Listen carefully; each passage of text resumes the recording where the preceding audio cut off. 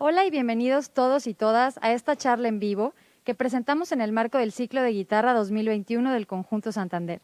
Con el fin de crear contenidos de calidad para la comunidad, se eligió una temática particular para esta charla, que es la comunicación escénica en la música de concierto. El maestro Oman Kaminsky es egresado de la Escuela Superior de Música de Limba en la Ciudad de México y del Koninklijke Conservatorium de La Haya en los Países Bajos. Asimismo, estudió bajo la guía de la maestra Isabel Villey y del profesor Zoran Dukic. Ha sido merecedor a primeros premios en más de 30 concursos en Europa, Estados Unidos y México. En 2008 recibió de manos del presidente de la República el Premio Nacional de la Juventud. El maestro se ha presentado en algunas de las salas más importantes, como el Concertgebouw de Ámsterdam, el Carnegie Hall de Nueva York, la Sala Nezahualcóyotl o el Palacio de Bellas Artes en la Ciudad de México. Ha participado como solista con orquestas de México y Holanda, como la OFUNAM, la Orquesta Sinfónica de la Universidad de Guanajuato o la NJO Orquestra de Holanda. Sin más preámbulo, esperamos sea de su interés y que sirva para enriquecer su conocimiento sobre el tema. Muy buenas tardes, maestro Oman Kaminsky. Buenas tardes. Bienvenido aquí al Conjunto Santander, en Guadalajara, al ciclo de guitarra. Y entramos de lleno a esta conversación, a esta charla, con este tema tan interesante que nos propones. Pues muchas gracias. Antes que nada, pues agradecerte el espacio, agradecer a todo el equipo que está detrás de todo esto, que, bueno, para mí ha sido genial, ha sido una experiencia increíble. Pues este tema del que vamos a hablar, a mí me parece muy interesante porque está de la mano. Por ejemplo, cuando uno empieza a estudiar música, está casi sobreentendido que uno quiere mostrar eso que aprendió. Cuando tú agarras tu instrumento por primera vez, no solamente quieres dominarlo, sino quieres mostrarlo también.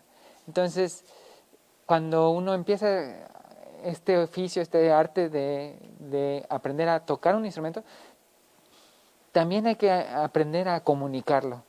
Y no siempre se ve ese tema a la par.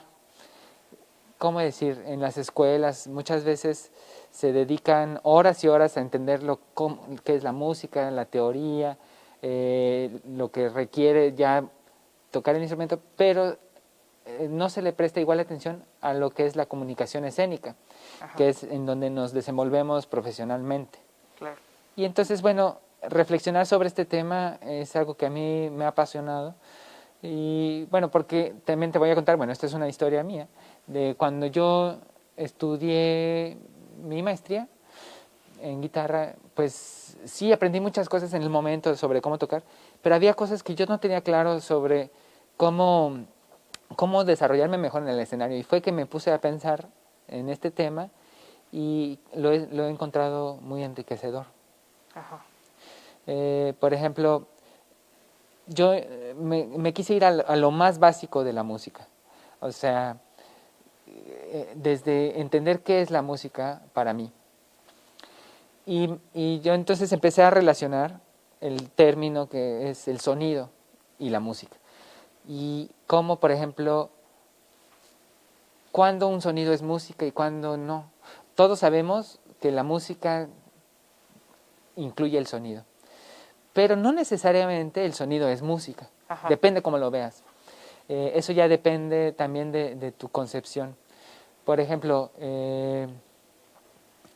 hay músicos como John Cage, Ajá. que él describe que la música no solamente es el sonido que viene de un instrumento musical o de una voz, sino de cualquier objeto o de la naturaleza misma, porque él piensa que la música no está en el objeto, sino está en uno mismo. Ajá. Uno mismo, o sea, nosotros somos los que tenemos a la música adentro. Y entonces podemos entenderla, aunque no sea desde un instrumento musical. Claro. O, por ejemplo, estas teorías que podrían estar relacionadas con el Gestalt, donde nosotros tenemos la tendencia a agrupar y a organizar lo que percibimos, ¿no? Nosotros vemos estrellas y las agrupamos y decimos que son constelaciones. Sí. Lo mismo con los sonidos. Escuchamos sonidos y los agrupamos y entonces les empezamos a dar sentido y empezamos a decir que es música. El sonido por sí mismo tal vez no tiene la intención de ser música, pero nosotros le damos esa intención y por ende se puede pensar que la música la tenemos nosotros, es algo humano. Ajá. Y a partir de ahí, entonces, yo me puse a pensar, ok, ¿cómo puede, o sea, qué lenguaje es este de la música? ¿Qué es lo que comunica? ¿Qué es lo que transmite? Y fue que me puse a investigar sobre otras tendencias que ha habido. Por ejemplo, Dalcroze hizo un método en donde se enseña música y se comunica la música a través de los movimientos del cuerpo. Ujú, ujú. O hay el método de Kodali, que también utiliza los movimientos de los cuerpos para describir conceptos musicales. Claro. Y no solamente eso, sino hace un link con las emociones. O sea, yo creo que esta cuestión que está, por ejemplo, emociones, música y movimiento corporal, es una triada así como que está alrededor de todo este concepto escénico. Ajá. Porque, digamos, la música por sí misma ya tiene un valor, ya tiene una belleza propia, pero cuando estamos en el escenario, la idea es tocarla para un público. Entonces, ahí ya la idea no es solamente mostrar la música y que ya de por sí es bella, sino tratar de ser buen comunicador y tratar de hacerle entender al público de mejor manera esto que estamos creando. Ajá. Entonces es cuando yo me puse a pensar cómo hacerlo mejor y a entender lo que va de la mano del ser intérprete. Por ejemplo, existe una delgada línea entre la frustración y la motivación. Todos los que hemos tocado lo sabemos, o sea, sentimos que se exige mucho de la profesión, ¿no? O sea, cuando tú estás en un escenario buscas la excelencia, Claro. y entonces uno mismo se exige mucho. Entonces tienes que pensar qué elementos desarrollar para comunicar mejor. Y entonces, ahora que estoy hablando del tema de comunicar, yo me pregunté, bueno, ¿qué es lo que quiero comunicar? ¿Qué es lo que dice la música? Y la idea que a mí me convence es que la música sirve para comunicar emociones. Es un término o una concepción bastante generalizada, o sea, es muy común que escuches, sí, es que a mí la música me emociona, me causa, por ejemplo, pues me tranquiliza o no sé, o me hace sentir más nervioso, no sé, te causa emociones. Incluso hay quien llega a decir que la música es el lenguaje de las emociones. Ujú. Porque tiene, no sé, esta relación de la tensión y la relajación tiene que ver con cómo nosotros comunicamos nuestras emociones. Por decir, hay también teorías donde se ve que los humanos utilizamos la tensión muscular cuando se quiere mostrar una emoción. Por ejemplo, son como lenguajes que no podemos siempre, ni siquiera, o sea, sí los percibimos, pero ni nos damos cuenta a veces. Ajá. Y tiene que ver con esta cuestión de tensión y relajación que va de la mano de la música. Claro. Entonces, son cosas, es un lenguaje que en la música se codifica mejor que a veces, incluso que hasta en el lenguaje, Ajá. en Claro. el lenguaje hablado, ¿no? O escrito. Sí. Entonces, por eso hay quien dice, bueno, es que con la música digo cosas que con las palabras no Ajá. puedo. Claro. ¿No? Claro. Y entonces, pensando en este tema, yo estuve como reflexionando sobre cómo es que los humanos comunicamos las emociones.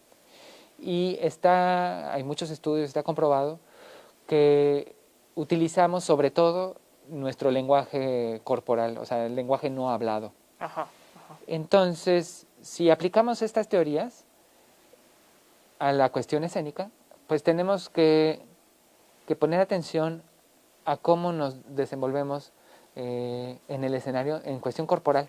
Claro. O sea, no le quiero quitar con esto el grado de belleza que ya de por sí tiene la música. Ajá. Es simplemente como apuntar que para ser un mejor comunicador requiere esta cuestión como histriónica. Ajá. O sea, que el músico se convierta un poco en actor. Ajá. y de alguna forma como desarrollar un espectáculo histriónico que es el concierto. Ajá. ¿Sí? Ajá.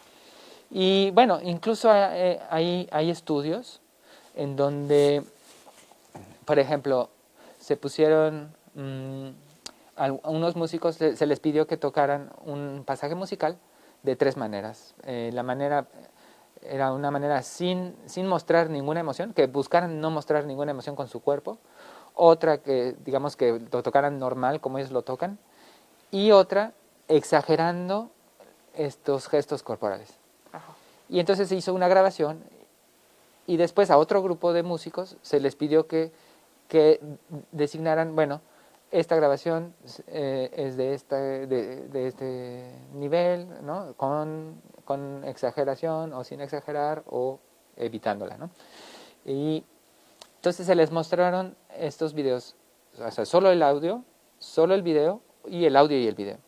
Y los resultados son muy interesantes porque cuando estaba de por medio el video, o sea, lo visual, todos supieron muy bien dónde acomodar cada parte del video. Claro. Y en cambio, cuando era solo el audio, ya no eran tan precisos, ¿no? El audio por sí mismo no podía determinar si uno era más o menos expresivo, no siempre. Claro. Claro. Entonces, aquí habla un poco de qué tan importante para nosotros es la comunicación no verbal, o en este caso no musical, Ajá. para entender las emociones. Y entonces, yo quiero poner como en evidencia esta situación en donde no es, como te digo, no se trata de exagerar los movimientos, Ajá. sino de encontrar este lenguaje que todos hablamos y tratar de llevarlo al campo musical. Ajá. Ahora, fíjate, no sé, para darle un poquito más de forma a este pensamiento, pues hay que buscar también maneras de cómo trabajarlo, cómo desarrollarlo. Sí, sí, sí. Porque, fíjate, la teoría musical, como que históricamente se enfoca a un lado como más formal, ¿no? Te explican la música con términos muy específicos de teoría musical y se deja de lado esta cuestión, por ejemplo, histriónica, o incluso se deja de lado el tema de las emociones. Ajá. Incluso hay teorías en donde dicen que la música no transmite emociones, ¿no? Que Ajá. simplemente muestra la belleza musical por cómo está construida y ya con eso es una obra de arte. Y bueno, ahí ya tampoco quiero así como que convencer de que sí tienen que ser emociones, ¿no? Pero desde mi punto de vista lo son. O sea, cuando yo toco, yo me emociono. Cuando yo toco, quiero comunicar una emoción. Y cuando voy a un concierto, también, ¿no? O sea, cuando escucho Claro. un concierto, yo también me emociono, también siento esa comunicación. Claro. Claro. Y me he dado cuenta que sí, este aspecto histriónico tiene mucho peso. Ajá. Incluso, por ejemplo, me acuerdo una vez, había un músico que tenía fama de no ser muy expresivo, ¿no? Ajá. Y fue en un concierto en donde yo no veía bien, porque yo estoy chaparrito y había mucha gente muy alta, ¿no? Entonces yo no veía, no alcanzaba a ver el guitarrista. Entonces yo me enfoqué simplemente en escuchar lo que él hacía.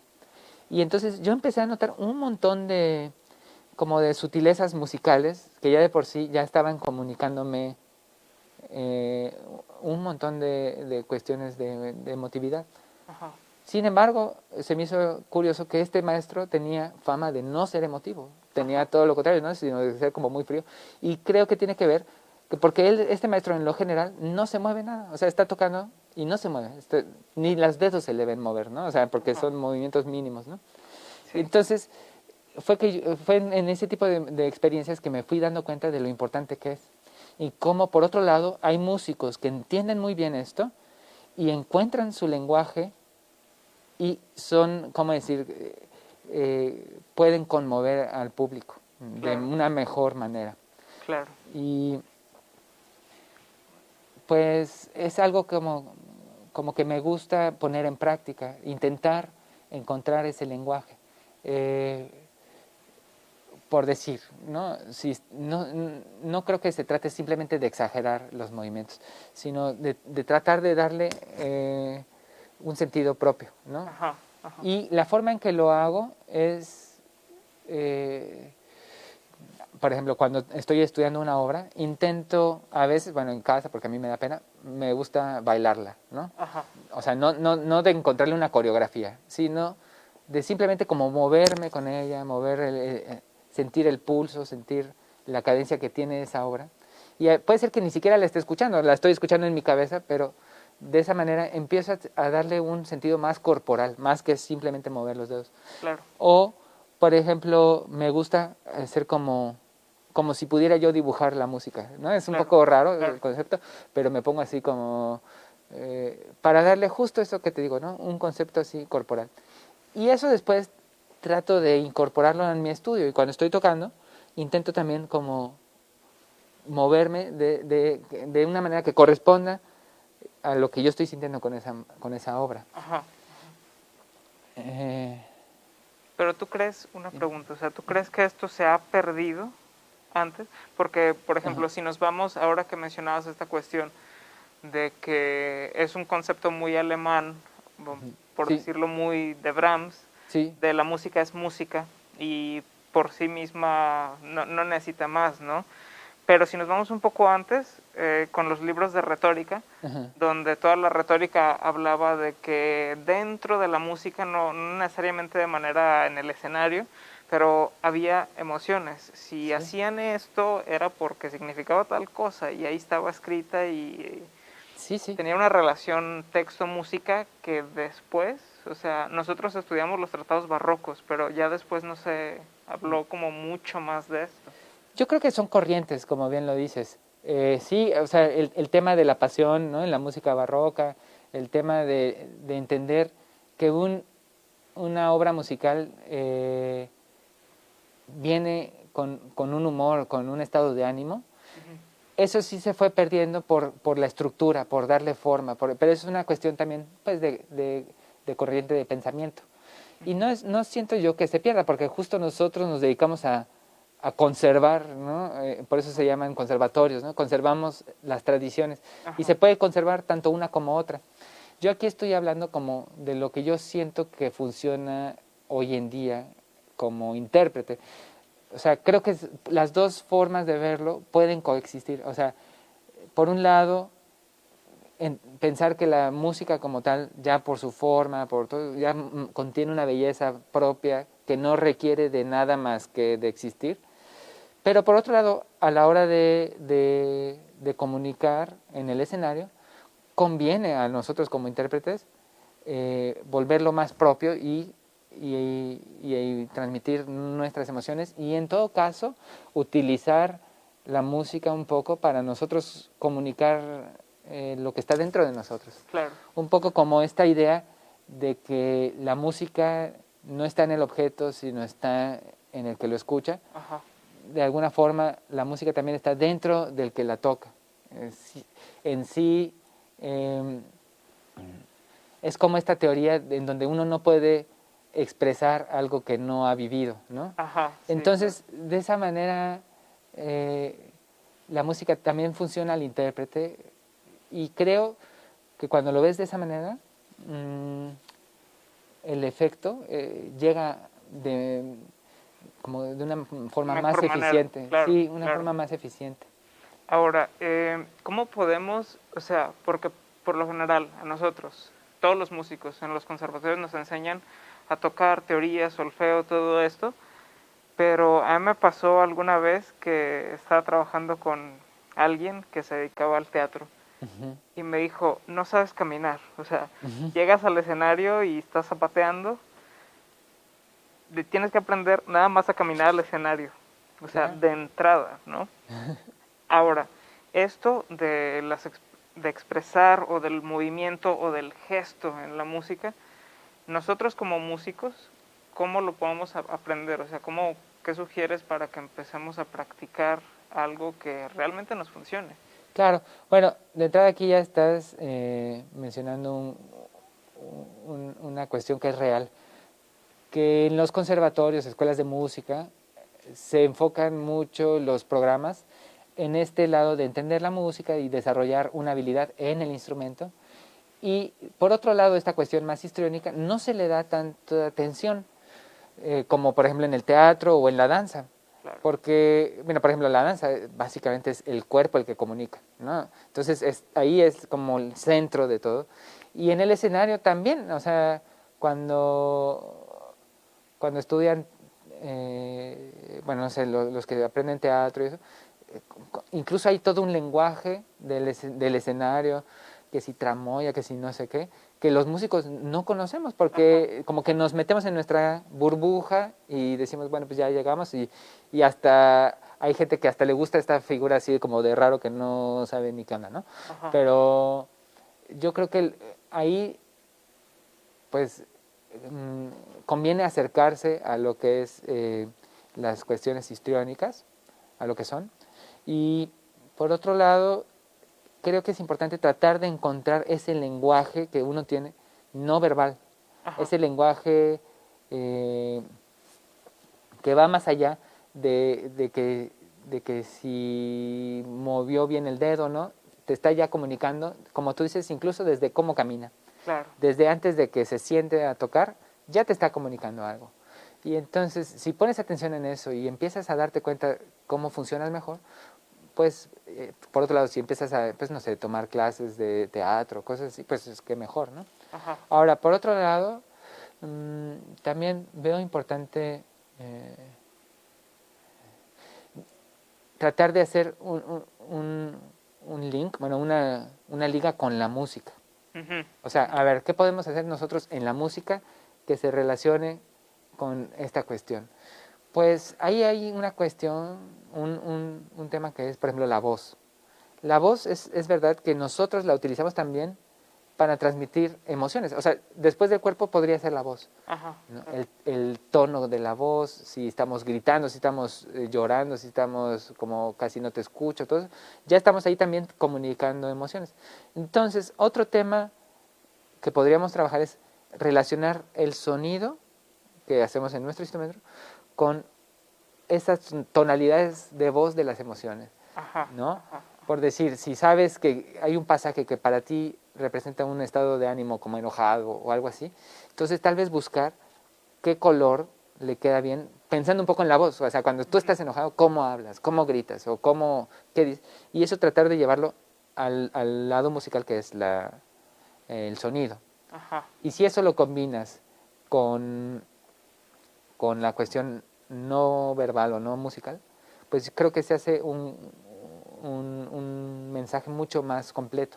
Claro. Claro. Ok, eso es muy interesante. Sí, entonces, obviamente, como se dice, no es lo mismo un piano en Beethoven que un piano en Mahler, ¿no? Exactamente. Entonces, si yo tengo el mensaje claro o toco una obra contemporánea así que dices, ok, este tipo está enojado. Sí. Entonces, además de buscar, de que la partitura, no sé, lo dice, buscas el sonido, buscas el timbre y la emoción, Ujú. das un mensaje muy claro. La pregunta también es, ¿crees que se puede exagerar? O sea, con esto. Por ejemplo, yo te puedo poner a todos los que están viendo esto, que sean guitarristas, que nosotros vemos a Yamashita, Ujú.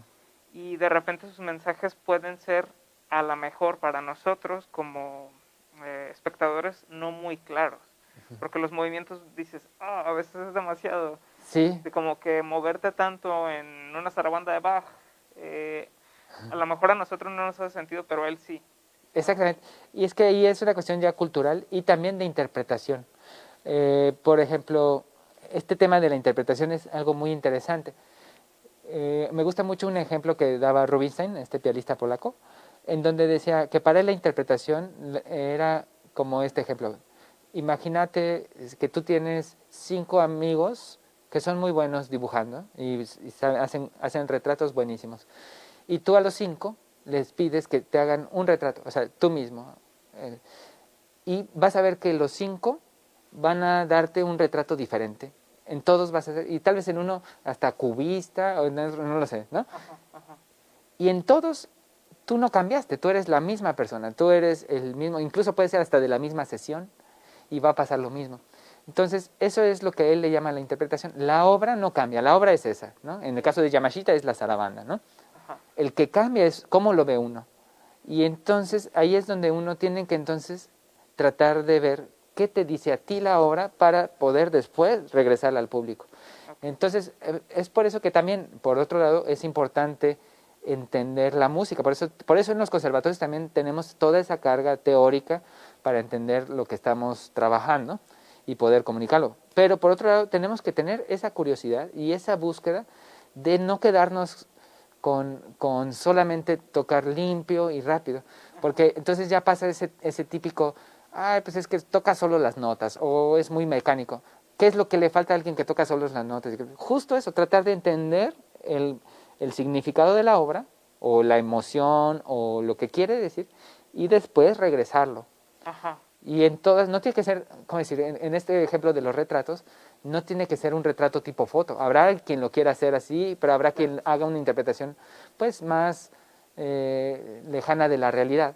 Ajá. Y todas son válidas artísticamente, pero el chiste es que tienen que entender que eres tú y también si ellos te logran captar tu esencia, la pueden regresar al público y alguien que no te conoce puede decir, ah, bueno, sí, es Eddie, ¿no? Ajá. Sí, sí. Algo así más o menos. Lo mismo con la música, pero eso no quiere decir que para mí la zarabanda sea igual que para Yamashita, ¿no? Ajá. Incluso también está esta cuestión ya cultural, en donde tal vez un movimiento para mí lo vea agresivo y para otra cultura es un movimiento normal o viceversa. Claro.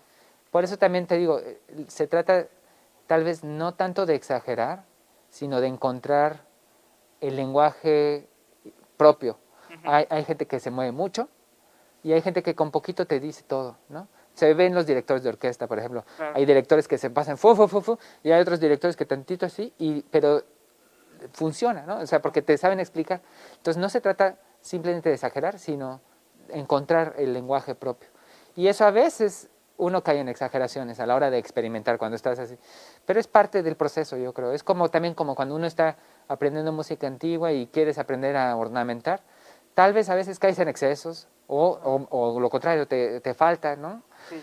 Pero es parte de ir probando, así. Es como, no sé, supongo una forma muy empírica de conocer cualquier cosa, Claro. en donde pruebas y en esas pruebas a veces te pasas. Pero creo que el camino es ese. Si tú te enfocas a simplemente tocar la música y sin voltar a ver este lado histriónico, creo que te estás quedando corto a la hora de comunicar. Claro. Ujú. Claro. Ok. Bueno, ¿cómo podemos, o sea, el consejo más básico que le puedas dar a todos nosotros como guitarristas para empezar a hacer esto? Así, ¿qué nos recomiendas? Bueno, hoy en día hay muchas herramientas que están cada vez más a la mano. Por decir, antes, cuando yo estudiaba grabarte, pues tenías que conseguirte una cámara o un micrófono muy bueno. Hoy en día con el celular te quedan cosas que funcionan súper bien, por lo menos para tú entender qué estás haciendo. Entonces, uno de mis mejores consejos sería grabarse. Grabarse no tanto para publicarlo en Instagram o en Facebook, sino para tú recibir un poco de retroalimentación. ¿Cómo decir? Normalmente nosotros le dejamos este papel a nuestros profesores o a gente del medio, así que te digan, ay, bueno, ¿cómo toqué? ¿No? O ¿cómo me sale? Bueno, hoy en día es más fácil obtener esa retroalimentación de uno mismo, Claro. al grabarte, al ver, porque a veces cree uno que está haciendo ciertas cosas, incluso de escénicas, Ajá. y tú de repente ya lo ves y dices, ay, híjole, me veo así como muy exagerado, o no veo nada, ¿no? No me Ajá. muevo nada, o qué me pasa, no sé. Y entonces te empiezas a dar cuenta dónde estás realmente. Claro. Y a partir de ahí entonces vas igual ajustando. Otro tema que puede servir es como que poner atención a la retroalimentación que hay en el mismo concierto. O sea, digo, hoy en día no hay tantos conciertos por la pandemia que estamos, pero cuando estás en un concierto, el mismo público te da esa retroalimentación. Lo Claro. puede uno sentir, por ejemplo, en qué tanto silencio hay, en qué tanto ruido hay, si hay mucha gente tosiendo, si hay gente haciendo ruiditos, porque cuando cuando logras captar a la gente, es que no se escucha ni un alfiler, como dicen, ¿no? O sea, Ajá. son momentos donde tú te das cuenta cuando estás tocando y dices, ah, bueno, por ahí va, ¿no? Sí. Y si de repente esa comunicación se empieza a perder, normalmente hay más ruido, todo. Otra forma de verlo es en los aplausos, ¿no? O sea, después de una obra, si la gente está como conectada, se nota. Bueno, no sé, yo noto cuando los aplausos son de que hay una comunicación o cuando no. Hay veces que te sientes el aplauso así como muy, ¿no? Así. Ajá. Y a veces es así, o sea, también es parte de nuestro oficio. Y no se trata de decir, ah, qué mal somos, no, sino se trata de ver qué cosas nos funcionan, porque al final no hay una receta única. Repito, es encontrar nuestro lenguaje, nuestra forma de comunicar. Y es lo que a veces hay gente que le llama la chispa escénica, ¿no? Así quien dice, no, es que ya él sale y ya suena y a todo mundo le gusta. Pues yo creo que cuando pasa eso es porque tiene muy claro cómo comunicar eso. Sí, claro, no es algo al azar. O sea, No, no sales y ya eres. Ajá. eso se puede trabajar. Así como trabajamos escalas y así como trabajamos sonido, se trabajan estas cuestiones de comunicación. Y yo creo que lo importante es tener feedback, tener retroalimentación. O sea, puede ser con videos y con gente que sea experta de eso, incluso hasta con el público normal, que tú vayas viendo qué funciona y qué no. Puedes hacer pruebas incluso hasta, no sé, porque todo influye. Por ejemplo, si estás tocando en un lugar donde hay mucho ruido, donde la luz no es la correcta, hay poca luz o demasiada luz, pues tal vez no se crean los elementos necesarios. Entonces, tienes que buscar eso, buscar que sea un lugar adecuado y donde también el público sea el adecuado. Si tú agarras y le pides a todo un salón de primaria que entre a un concierto de guitarra clásica, pues tal vez no es el público adecuado, depende del programa, de todo, pero tal vez si no tomas en cuenta también este tipo de situaciones como intérprete, pues tal vez la retroalimentación que obtengas no va a ser la más adecuada. Ya. Ujú. Ok. Ah, pues, qué interesante. Sí, es un punto de vista que usualmente no se ve, no se ve. O sea, lo del gesto, claro que se ve a lo mejor a otro nivel, a lo mejor con los directores de orquesta, a lo mejor, o sea, hay directores que desde que hacen esto, todos están, o sea, y el público está ahí, Exacto. ¿no? Pero creo que al resto de nosotros sí nos hace falta Sí, ver eso, o como tú dices también, relacionar el sonido con el gesto. Como sí, tal. exactamente. Ah, Crear como una atmósfera que tenga que ver todo con lo que nosotros entendemos de la obra, ¿no? Si nosotros entendemos una obra como triste, entonces no vamos a hacer gestos que para nosotros sean felices, ¿no? claro. Entonces tenemos que estar como, incluso hasta el caminar, ¿no? Imagínate que tú vas a salir y vas a tocar La Chacona de Bach. Y para ti La Chacona de Bach es una obra fuerte, llena de drama, pero a la vez muy dolorosa. Pues no vas a salir como muy feliz, ¿no? O sea, tienes que entrar desde antes en el personaje, ¿no? Ajá, ajá, Y claro. eso, bueno, yo encuentro que ayuda mucho. O sea, si tú tocas la chacona, ya de por sí la chacona ya va a transmitir. Ajá. Pero si tú logras también entrar en ese personaje, en ese humor, en ese estado de ánimo, entonces lo que tú hagas con la música va a ser todavía más efectivo. Ok, Ujú. sí. Sí, entonces creo que una recomendación sería pues voltear a ver Ujú. ese lado de la música. No sentir que porque es algo que tiene que ver con la emotividad o con este lado que a veces puede ser un poco difícil de explicar, Ujú, no por eso es menos serio. O claro, sea, es realmente, creo, lo más importante de lo que hacemos. sí. Tratar de comunicar eso, de conmover. A mí cuando doy un concierto y siento eso, es que es lo mejor que puedo sentir. O sea, Ajá, y, ajá. en cambio, si doy un concierto y me dicen, ah, sí, en la sección A de la repetición, que qué sé qué, yo nada más voy a decir, bueno, este cuate, ¿qué onda con él, no? O sea, Ajá, ajá. o sea, hay que también voltear a ese lado Ujú, que son las emociones. ok, Ujú. no, pues, muchas gracias, maestro. No, gracias a ti. ¿Algún consejo, un último comentario para todas las personas que están viendo Pues, esto? pues yo creo que, bueno, para los que estudian música, eh, pues que traten de ver ese lado, que si no se los da su escuela, su conservatorio, pues que intenten ellos tener la iniciativa y tal vez meterse a un curso de teatro, de canto, no sé, que no lo dejen para la improvisación, ¿sí? Que se preparen también, también en ese aspecto. Y para los que no son músicos, pues simplemente que no tengan miedo de la música clásica, que no todo es académico, que también hay ese lado, bueno, y sobre todo, pienso yo, ese lado de las emociones. Entonces, que cuando vayan a un concierto, pues que se dejen emocionar. Claro. Bueno, muchas gracias. Gracias a ti. Maestro Roman Kaminsky, gracias por estar aquí, gracias a todo el equipo de producción del Conjunto Santander, Fernanda Berensten, gracias, Vinculación Educativa. Yo soy Eddie Lara, en este ciclo de guitarra 2021 todavía quedan 2 actividades, en marzo y en abril. Gracias a todos los que nos acompañan y sigan atentos, sean parte del ciclo. Muchas gracias. Gracias.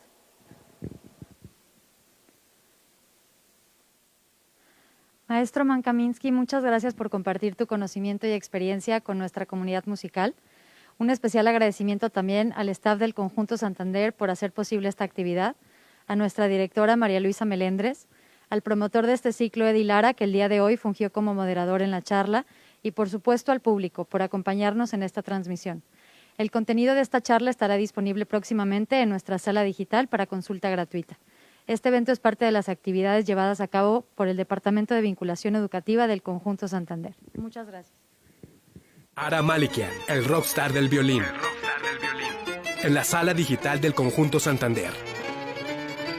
Ara Malikian, emoción y energía sobre el escenario, con Iván Melón Luis en el piano. Boletos en conjuntosantander.com. Conoce la sala digital del Conjunto Santander y descubre otra forma de ver el teatro. Consulta la cartelera en www.conjuntosantander.com y disfruta espectáculos en demanda de música, danza, circo y teatro, donde quieras y cuando quieras. Sala digital, conecta tus sentidos.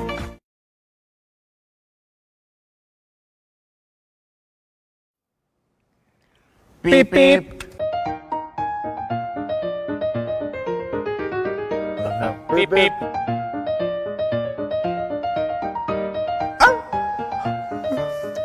Ay, perdón, amigo, perdón. Es que soñé con monstruos que me comían. ¡No! Y si me matan los millones de asquerosos bichos que tienen en la boca. Rubén, ya, pues. Parejitas corriendo. Niños paseando a los perros. Perros paseando a los niños. Rubén. ¿Qué? ¿Dónde está Hunt? Hunt. Voy a ir a buscarlo al otro parque. No, estás loco. Vete para acá. Ma, pues es que... No lo veo, Rubén. Señor, perdone, ¿no ha visto a un pastor alemán grande? Se llama Hund. No es un nombre raro. Se llama Hund porque Hund significa perro en alemán y Hund es un pastor alemán, ¿verdad, ma? Hund.